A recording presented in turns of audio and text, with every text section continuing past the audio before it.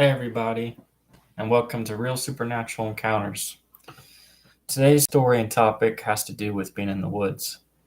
So, I'm going to be reading this one, and then I have a smaller story after this one. So, without further ado, let's get started. This is from Reddit user Zacharias Frost, and the title is There Are Things in the Woods That Will Never Be Explained. It was almost 15 years ago, now that I first met one of the most interesting people I know. True to that nature, I also met him in one of the most interesting and strange unexpected ways. I was out hiking on a trail in Washington State. It was a remote area, but one which I was fairly familiar with. On that particular day, I decided to venture far beyond the hiking trail I normally took to just take the sake of exploration. After some time, I entered a sunlit gully, which led up to a local mountain, rife with blooming conifers and serene, glistening pines. I was alone that day and felt my soul rejuvenate a bit with every breath of the fresh mountain air. After probably 20 minutes, I was well off the beaten trail, and I found something worrying. I was about to take another step when I paused, missed stride, seeing a circular, jagged, metal ring laying just behind a small shrub.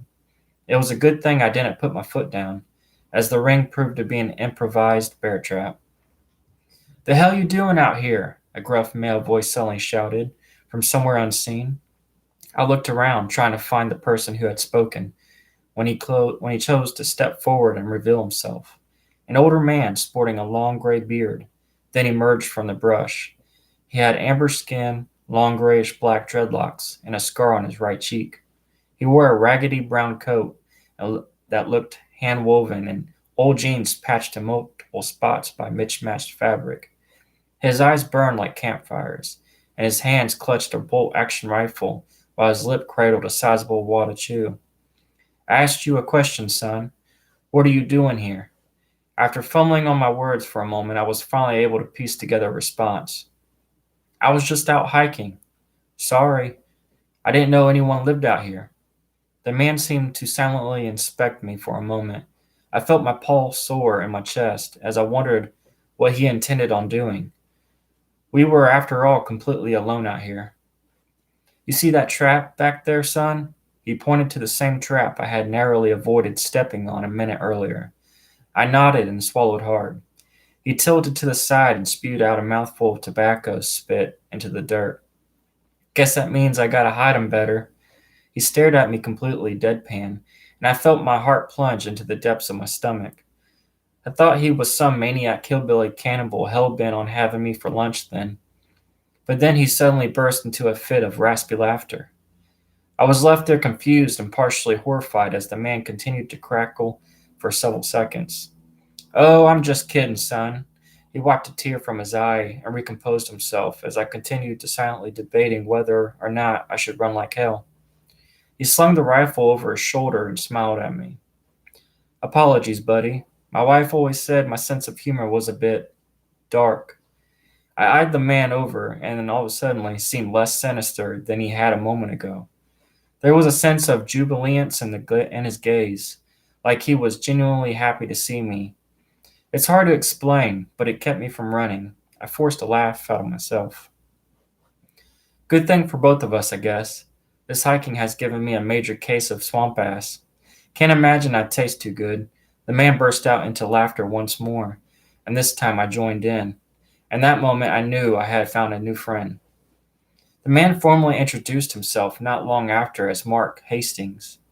After conversing for a while, he told me that he had lived in that particular area for a couple of years at least. Though he admitted he didn't know exactly how long he's been there, he said he left the city life behind in 1996 and seemed quite surprised when I told him the current year was 2020. Mark's accent was something which struck me as quite interesting. It was one I couldn't quite pin down. He had a slight southern drawl, and yet at times also sounded as though he may have been a bit of British influence as well.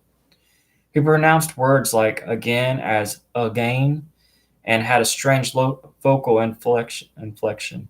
The best way I can really describe it as the way someone speaks in old black and white movies. proper and yet somehow country. We got to talking, and he told me more about himself. He said he used to do construction back in the day, but when his wife got sick with cancer, it really changed things for him. He said she battled it for almost 3 years, but eventually lost the fight. Afterwards, he was left alone with a mountain of medical bills to account for. Rather than pay them off, he attempted to move forward. Mark chose a different path. It's funny, you know. You work your ass off for years, begin building the life you want with the woman of your dreams, and then it all just falls apart for no good reason. Then when you're at your lowest, good old Uncle Sam comes in and slaps you with a bill you ain't never gonna pay back. So I say, to hell with 'em. To hell with their taxes and debt out here. I am truly free. There ain't nothing left for me in the real world anyways. There was a distinct glimmer of pain behind his gray eyes as he said it, and I felt myself feeling sorry for him. He wasn't at all as what I expected when we first met, just a normal guy whose life fell apart through no fault of his own. In a way, I found it sort of admirable. The system beat him down, and rather than just accept it and be a good little wage slave, he left it all behind with one big middle finger. I visited Mark pretty regularly after that, and tried to make the trek out to see him at least once a month. He always seemed to have a smile on his face when I came to visit. Soon enough, he invited me back to his cabin for a fresh meal and some drinks. I was a bit hesitant at first, but I decided to accept. Part of me expected him to prepare a meal of squirrels and tree bark when he first offered, but I couldn't have been more wrong. Mark made us a fresh rabbit stew with some homegrown potatoes and bread that had been made from scratch. On top of that, he even had his own home brewed ale to wash it all down. It was surprisingly delicious and really made me admire Mark more for his resourcefulness. He wasn't just some half assed camper, he was truly a man of the land. His cabin was reminiscent of one that would have been used by early 18th century trappers. A handcrafted stone chimney was his only source of heat, while animal pelts covered the walls and strips of meat were drying on his jerky rack. There were two couches in the main room constructed of whittled wood and bearing hand woven pillows stuffed with feathers. He had no electronics of any kind, claiming he didn't need those technology doohickeys anyways. Mark had two bloodhounds, Raleigh and Daisy, that lived there with him that were his only real companions. I eventually asked if he ever missed civilization or got lonely out there, but he immediately refused the question. For a while, yeah, but not anymore. It's easier to forget about society when society already forgot about you. I really grew to admire Mark and even cherished our friendship.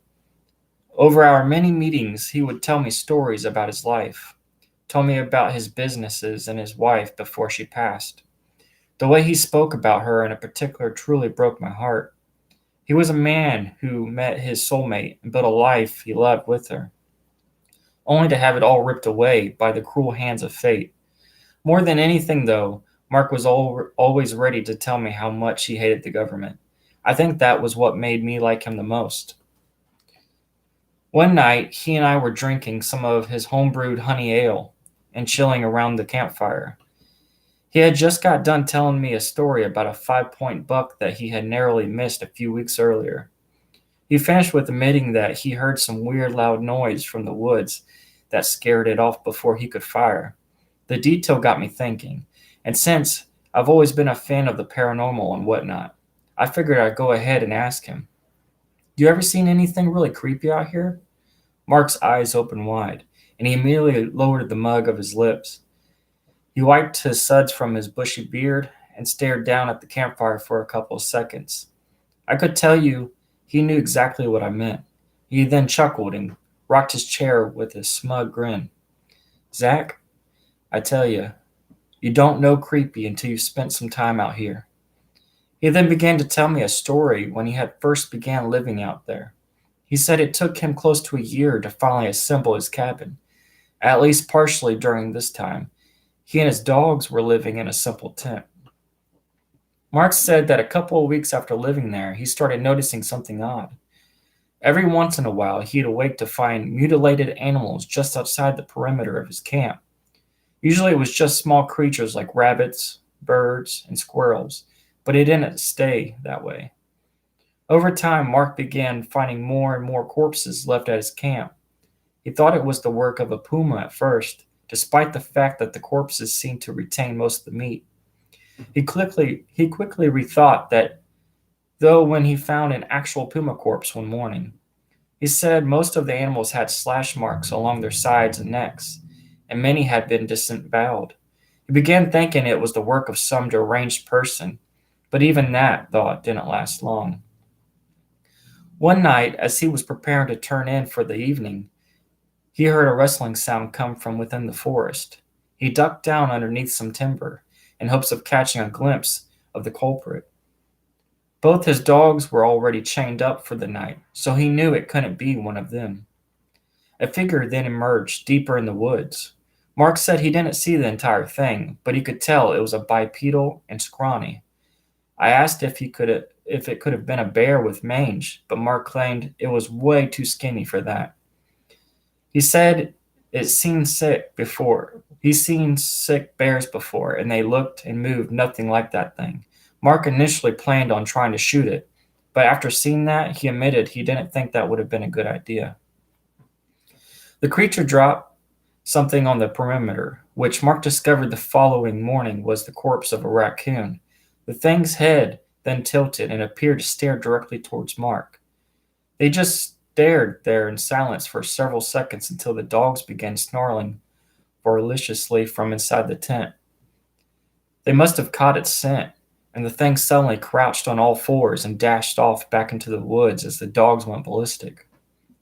Mark didn't know what he had seen that night, and apparently never saw it again. To me, it sounded like a Wendigo or skinwalker based on his description. I told him that, but he had no idea what those things were. He seemed to think the thing was actually leaving him gifts, but I wasn't so sure about that. I asked him about the typical creatures as seen in creepypastas and television lore. I mentioned the Wendigo, Skinwalkers, Slenderman, the Rake, Siren Head, and some of the well-known others, but Mark didn't seem to know anything about any of them. He did, however, know about something he called the Whistler. Apparently, ever since he had been out there, he heard an odd whistling sound on occasion. It started off a little more than a dull, barely audible noise in the distance. He said at times it would come closer, and at others it seemed like it was further away. Mark thought it was a bird for the longest time, but one night he found the truth. He was chopping wood when suddenly the whistling noise emerged. The time it was different, and this time it was closer than ever before. Suddenly there was a rustling noise from behind him. Mark spun back, but only saw a few branches bristling back and forth. He then heard the whistle again, louder than ever before. He looked up, and there it was. About 20 feet up in the large oak tree was some kind of figure. Mark described it as kind of human, with a head that looked like some fucked up beetle. He said he saw the thing stare down at him, beady black eyes. He just froze. Before he could do anything, the thing suddenly leapt from the tree. It crashed into another one further away and continued whistling and crashing as it blended into the depths of the woods. I didn't know what to say to that. I've heard legends about the whistlers in the woods, but never heard about anyone actually seeing them. The way he described it sounded quite creative, and I wondered whether he was capable of or elaborate, or imagination so elaborate, or if he had actually seen what he claimed. I asked him whether he thought the whistler was the same creature that was leaving him corpses, but he just shook his head.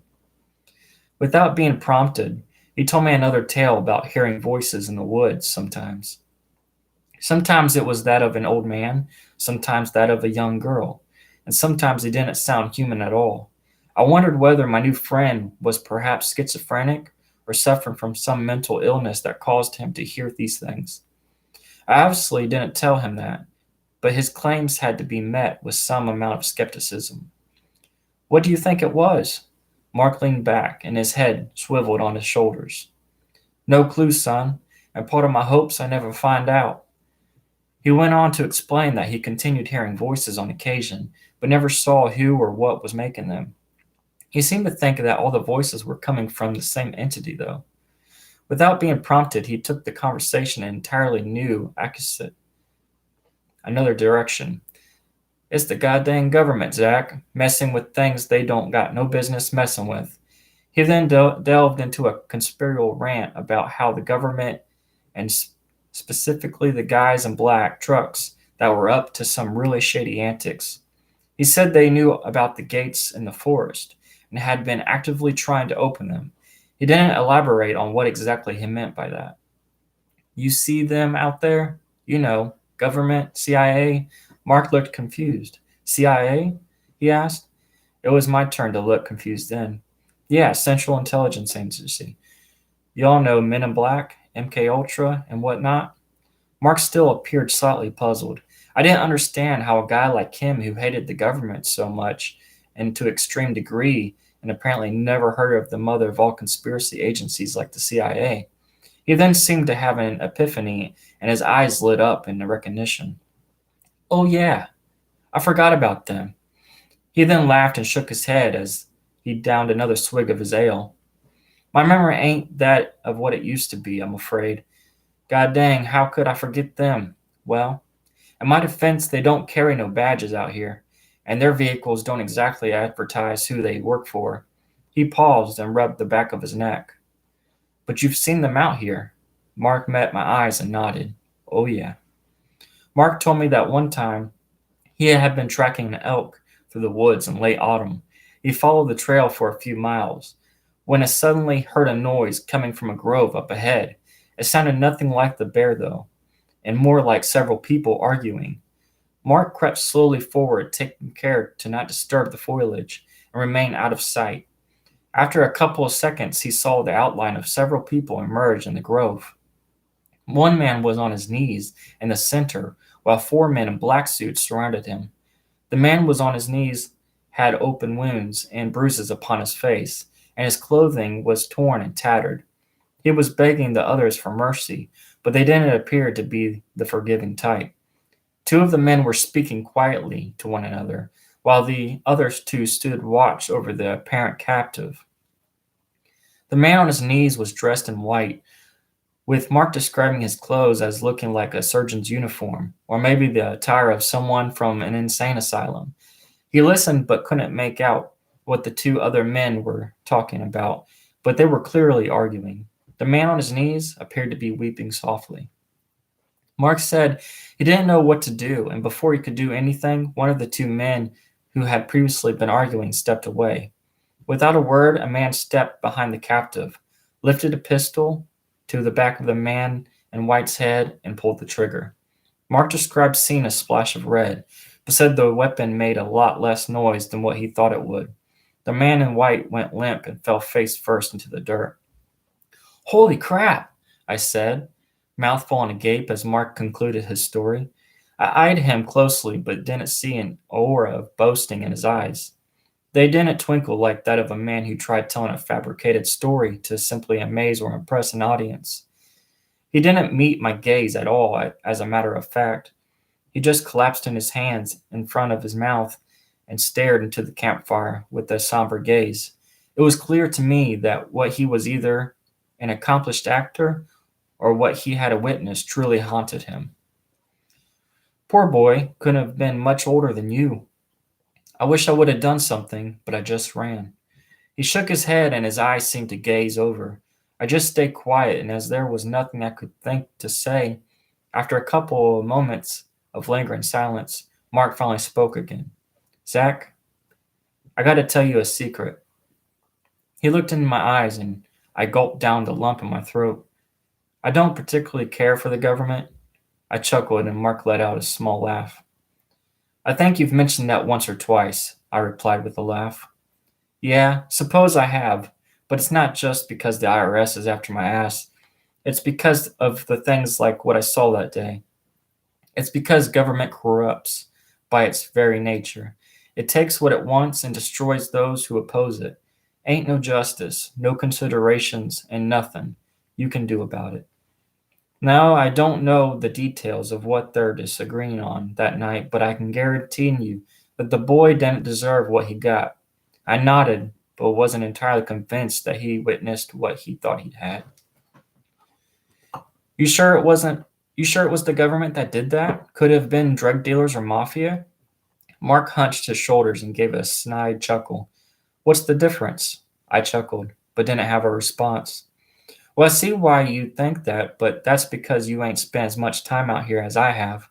But what you don't know, and what no one is supposed to know, is about the tunnels. I peeked an eyebrow at the comment. Tunnels? Mark grinned and nodded back. There are a series of tunnels that run deep below the earth. Gotta be a couple dozen of them within a few miles of us now. Government knows about them. Maybe they built them. But, well, I doubt that. I think they're just interested by what's inside. And that is? I asked. Now on the edge of my seat, Mark scoffed and shook his head. I had no idea, but it got to be something bad. I was a bit disappointed with that answer, but Mark immediately drew my curiosity back. You want to go see them? I nodded, and without even really thinking, Mark grinned. I figured out. I figured you might. It's been a bit late in the day to go now, so what do you say? We head out there first thing in the morning. I agreed without hesitation, and promised to return the next morning to meet up with Mark. I walked back down to the trail that day with the imagination running wild. As I mentioned, I liked Mark very much, enjoyed our conversations. To me, he was somewhat like a compassionate grandfather with a plethora of exuberant stories that may or may not have been slightly exaggerated. I thought about all he had told me about the animal carcasses, the whistling thing, the voices, and the tunnels. I wanted to believe him, but urban legends abound in our day and age. I was well aware that perhaps he had just concocted these stories after his decades of isolation. I needed to see some proof for myself. Dew glistened on the leaves, illuminated by the crimson sun rising over the hills as I set off the next morning. It was a bit chilly as I walked, but thoughts of the unknown kept me warm as I walked. Before long, I arrived at Mark and I's usual meeting spot and found him already waiting there for me. He greeted me, and without hesitation, we began to trek out to his spot. We made small talk on the way, mostly about asinine topics like my family and work. After maybe 15 minutes of walking, we rounded a small bend tucked behind a small grove of trees. Mark stepped out in front and turned to me, and then he grinned and outstretched his hand to the right. I followed his gesture and felt my jaw strike the floor. There was an opening in the side of the hill that was lined with smooth stone and bricks. It was quite enormous, with the perimeter having to have been at least 15 feet wide. The opening appeared collapsed, and the entrance was filled with rubble and dirt, looking as though someone had intentionally yet clumsily sealed it. This is the tunnel? I asked. Mark nodded.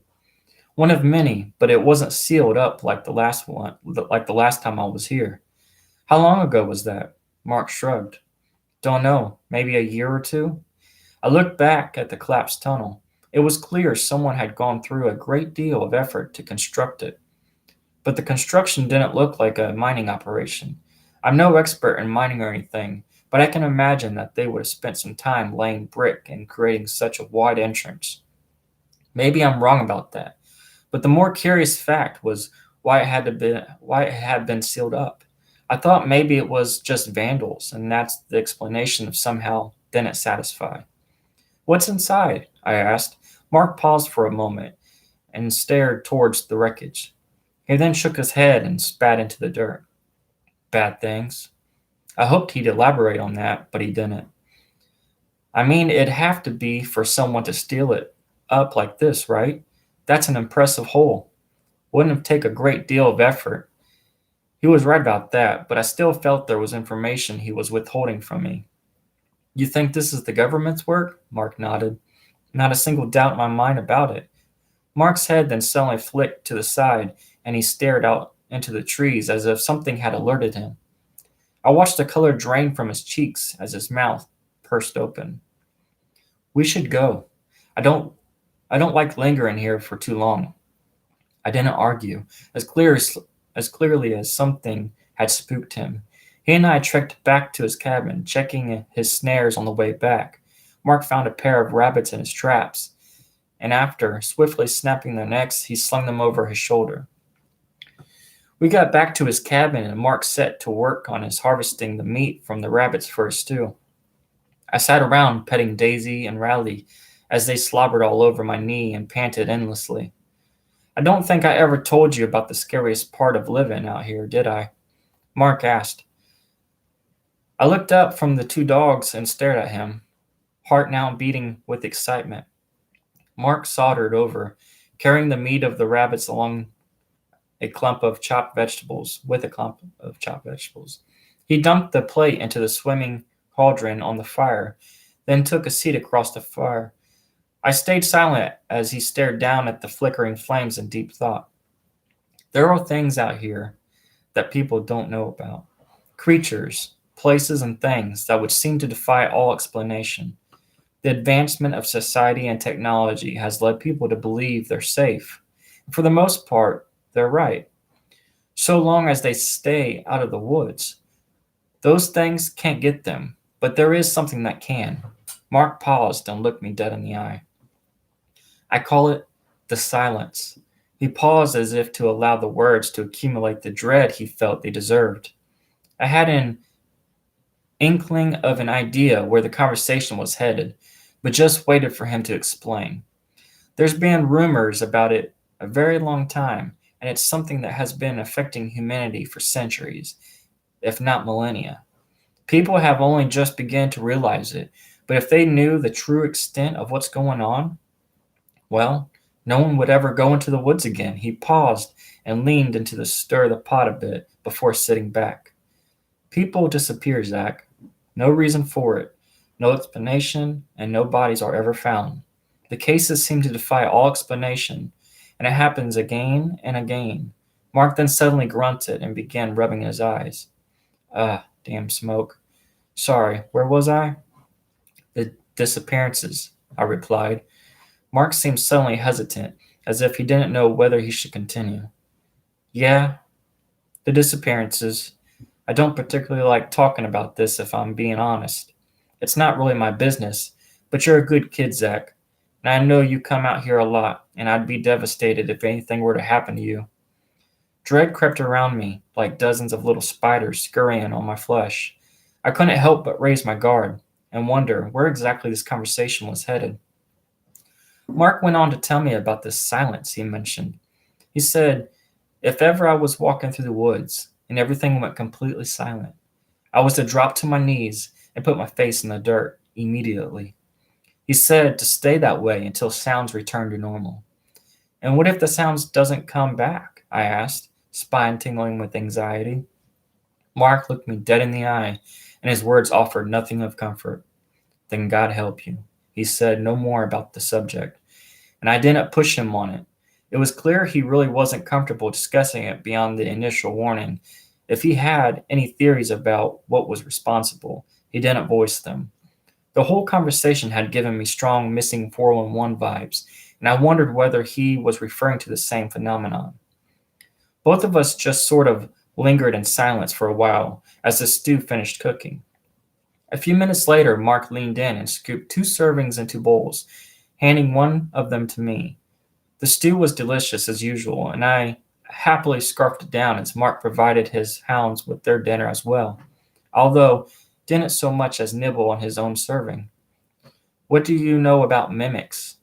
I don't know why exactly I asked, but the thought had suddenly arisen in my mind.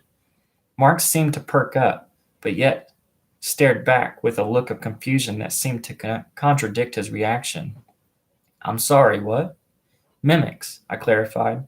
Some people call them imposters or liars, things that look and try to act human but aren't. Mark stared back at me, and a small grin slithered onto his face. Now, what would make you ask a question like that? Mark's grin evaporated, and he stared back with something akin to contempt. Truth is, some of the things I'd seen from him made me question who he claimed he was. There was just a subtle wrongness to him in a way I've never felt the words to accurately describe. Just curious, I replied, staring back. Mark chuckled, but without any humor in his tone. Your kind always is. Ever since your brothers took up arms against one another in war of gray and blue, your curiosity has been quite insatiable. You think this land belongs to you, like this country is your own personal proving grounds to privilege and destroy as you please. His form seemed to shift as he spoke, his eyes shrinking in their sockets and his skin seemed to twitch. His teeth bared like the fangs of a cougar, and his long black hair flowing like a clump of wild eels. He leaned forward in a gaze that no longer seemed entirely human. Zach, there are things out here that your world of science and logic will never understand, and these things are better left alone. He and I just stared at one another, and I felt my heart beginning to thump away in my chest.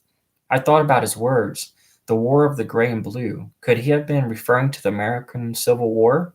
Why reference that event specifically? What year did you say you moved out here? I asked. Mark grinned again, now appearing more menacing than ever before. 96, 18, 96. I shook my head. I don't understand. I replied, shaking my head. Your kind never does. His voice had suddenly changed, becoming more high-pitched, like that of a young girl. His head cocked to the side, and his grin grew almost literally ear to ear as his mouth stretched impossibly wide. Your kind was conquered. Your kind has conquered this world, both beast and nature. Bow at your might. You live in comfort, convinced that there is nothing that can hurt you anymore. His voice had changed again, sounding like a raspy Scottish man with the rolled R's. But you are wrong. His voice had changed again, like that of a young rebellious boy resisting his parents' wishes in juvenile defiance. Mark then stood and his form extended, making him tower over and the campsite. Even Daisy and Raleigh started altering their form, like they were also simply hiding their true form. I rose and backed away, no longer seeing Mark as the friendly hermit I had thought him to be. I thought that moment would be my end, and that beast, which hid inside in the form of Mark, was prepared to devour me whole. Before he did, I had one final question I had to ask. What are you? Mark chuckled, his form continuing to grow abnormally inhuman. He then shook his monstrous head. Wrong question. His words bellowed forth, spoken in the chorus of 1,000 voices, all in unison. I took another step back, wondering what it could have meant by that. It then struck me.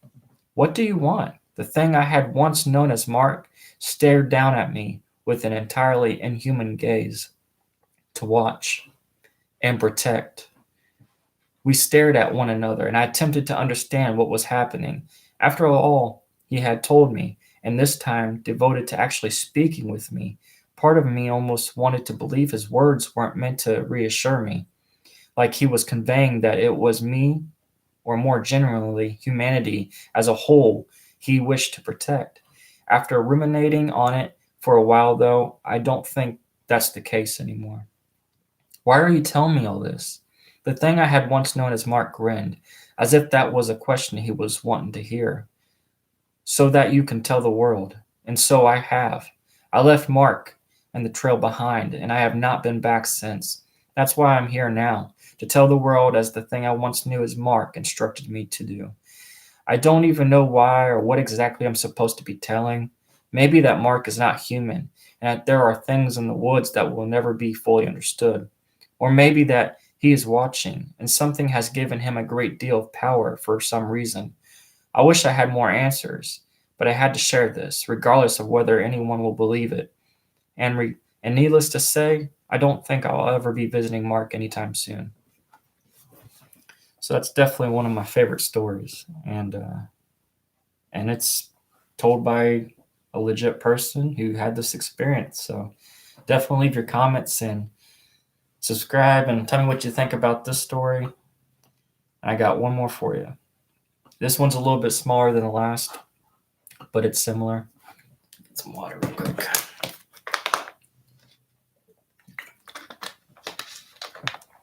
All right. This is from Reddit user Deception Hooker, and it's titled, I think I was almost 411, as in 41, missing 411. A little setup. My partner and I have become avid campers since our time together. We don't go anywhere too extreme and opt for well-transferred campgrounds as we love meeting and getting to know other campers. One of our favorite spots is a man-made quarry turned private fencing campground that boasts around 3,000 campsites in rural Ohio. This incident happened at the campground, September 28th, 2019. We brought our camper instead of our tent gear, but were stuck up in the front gates with all the other RVs and pulled behind campers. We were bumped by this. We were bummed by this since we love spending time in the woods, so we opted to spend most of the weekend hiking through the woods and visiting other campsites. Late in the evening, we were doing one of our hikes when we came up with the brilliant idea to get lost or walk with no direction and just take the different paths and turns as we came across them. Since it's all fenced in, we figured there wasn't much bad that could happen. All of our twists and turns ended up taking us to a very back of the campgrounds, where campsites are much more far apart from each other than the neighbor several hundred acres of forest behind the campground's fence. It was a nice quiet stroll, and we went on for a while.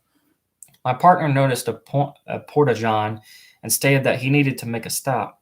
I said okay and kept walking ahead, both to give him some privacy and to just drink in the beautiful summer night alone. I stopped maybe 30 feet ahead down the path. A few minutes passed before something happened. As I was standing with my back to the porta-john, I heard a rustling noise behind me and then a thud. Thinking it was my partner finishing up and exiting the porta-john, I waited a couple more seconds. As I looked out into the woods for him to catch up to me, my partner is tall and athletic, and I heard him running up behind me. I both heard the footfalls and felt him come up behind me quickly as if he was trying to spook me. I smiled and spun around really fast to look at him and catch him right before he could touch me. But to my shock, when I spun around, there was no one there. No one. Not my partner, not another person on the path, no one even in the sparse campsites within the eyesight. But I swear on my life, I could still feel someone now standing directly in front of me. Someone or something just as tall, if not taller, than my partner.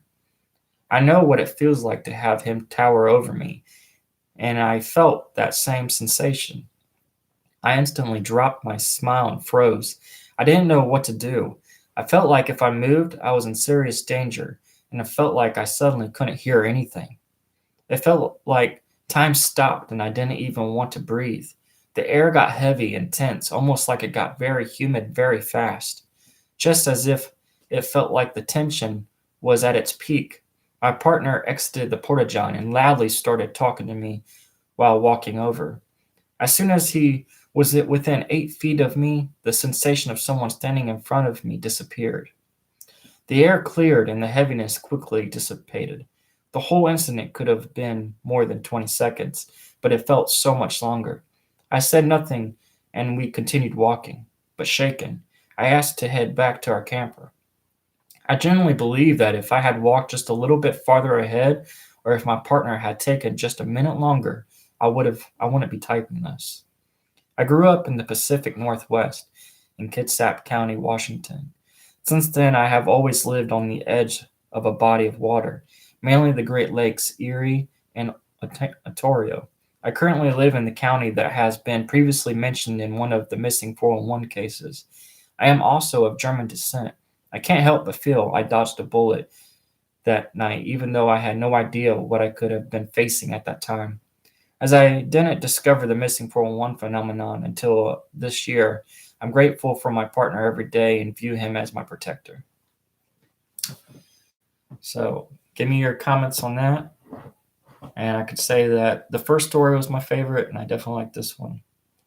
But sometimes it's just it makes you wonder and think when you hear something so outrageous, how can it be true? But the only things that are true to people are the ones who experience them. So, But I hope you guys enjoyed this, and I'll be back again for another story later. And subscribe, comment, and give me your comments and just let me know what you thought. So I gotta go. See you guys later.